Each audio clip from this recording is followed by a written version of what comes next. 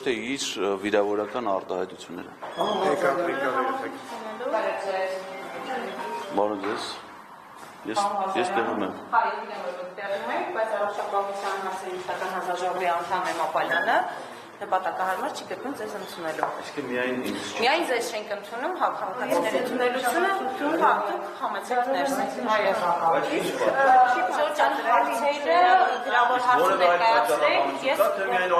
ձեզ նպատակահարմար չենք գտնում ընդունելու, դա այն է ինչ ասվում է։ Շատ լավ, շնորհակալ եմ, գրավոր հարցում ուղարկեք, ձեզ կպատասխանեք։ Ես քաղաքացիների ընդունության և հիմնումների բաժնի պետն եմ։ Շնորհակալ եմ։ Ապալյանն է, խնդրական վերաբերում և Այդ Էմա Ապալյանը կարծեմ նա է, չէ՞ որ եղբայրը որ գրախանութ ունի, Շիրակի մարզի գնումները իրանց գրախանութից են անում, ինքն էլ արցախցիներն է, կարծեմ Այդ է նա որ նաև ամուսինը պիտի անձրևի տակ չմնար վերցրել օգնական, թե ուրիշ էր, էտա չէ՞ ոնց էր, հա։ Պարոն Ղազարյան, քրտականներն ասում են, բայց մենք ինչպես հանդիպենք մի մարդու, որը առավոտից իրիկուն մեզ եթերներով, ֆեյսբուքյան գրառումներով վիրավորում են։ Բա ինչ պիտի անի, պիտի մենակ իրանք հանդիպեն իրենց գովացող մարդկանց հետ, բայց եթե քաղաքական գործունեություն են զբաղվում, կարող է լինել նաև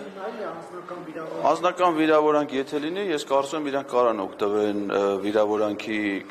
քաղաքացիական իրավակարգավորումներից, դրանից ի դեպ անխնա օգտվում է ազգային ժողովի նախագահ Ալեն Սիմոնյանը եւ որտեղ որ ինքը համարում է, որ իրեն վիրավորել են, ինքը դատական հայցեր է ներկայացնում։ Բացի Ալեն Սիմոնյանից ես որևէ այլ գործիչ իմ դեմ դատական հայց չեմ ստացել։ Mənə Վահագն Ալեքսանյանը վիրավորված Վահագն Ալեքսանյանը Պետրոս Ղազարյանի մոտ հարցազրույցի է եղել, որի կապակցությամբ Ղազարյան versus Ղազարյանին հատուկ թողարկումը կնկարահանվի այսօր կհեռարձակվի վաղը, կարա մի քիչ ավելի ուշադիր նայի, ավելի հետաքրքիր բաներ կարան դե իր համար այդ նամբերի։ Պարոն Ղազարյան, ձեր կարծիքով հատուկ հրահանգ կա օրինակ ազգային ժողովի նախագահի կամ հենց Նիկոլ Փաշինյանի կողմից, որպեսզի բոլորին ընդունեն քաղաքացիների ընդունելությանը, բայց ձեզ չէ։ Ես կարծում եմ, որ դա ակնհայտ է։ Չեմ կարծում, որ դա կար անձնական։ Արդեն մենք երեխա չենք էլի, տեսեք ձեր հարցադրումն է, չէ, հենց այնպես չի հնչում։ Ակնհայտ է, որ սա ուղղորդված է, այսինքն միայն քաղաքացիական պայմանագիր խմբակցության падգամավորները պիտի չընդունեն միայն Էդգար Ղազարյան։ Տեսեք, երկու ընդունելություն է այսքան ժամանակ կայացել, մեկը եղել է Հայաստան խմբակցությունից падգամավոր, մեկը խմբակցության կազմի մեջ չընդգրկված падգամավոր։ Մի ընդունելության ես չեմ կարողացել գալ, որովհետև դատական նիստի եմ եղել, հնարավոր չեղավ գալ։ Մնացած բոլորը, որտեղ որ ՔՊ-ից են եղել, կամ ազգային ժողովի փոխնախագահները կամ հանձնաժողովի անդամները, իրենք դա կարծում եմ, որ միասնական մոտեցում է որոշվում է, բայց կապ չունի, դա չի նշանակում, որ ես վաղը չեմ գալու։ Ամեն անգամ ես կգամ, եւ օրինակ այսօր ես դες վստահեցնում եմ տուն վերադառնալուց հետո հաղորդում գլխավոր դատախազին Էմմա Ապալյանի մասով անպայման լինելու է։ Ժամանակի Նիկոլ Փաշինյանն էր ասում Հայաստանում 3 միլիոն վարչապետ կա։ Դե հենց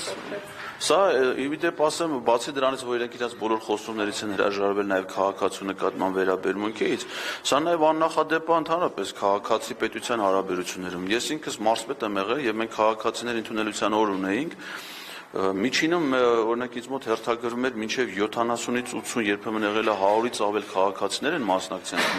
Ես այդ օրը ուրիշ որևէ գործ չէի պլանավորում եւ համբերատար լսել եմ բոլոր քաղաքացիներին, որոնք տարբեր հարցերով են դիմել, այդ թվում առաջարկություններ են ներկայացրել, այդ թվում իմ գործունեության հետ կապված հարցեր են բարձրացրել։ Դրանք բոլորը ոչ միայն քաղաքացիները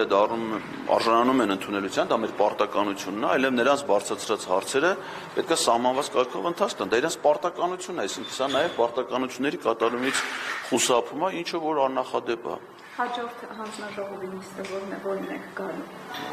Ոնց ասեմ, վաղը ժամը 10-ին է, դա կարծեմ մեր ֆինանսավարական եւ բյուջետային հարցերի հանձնաժողովը վաղը ժամը 10-ին։ Շնորհակալ եմ, գնացեք ձերանալու։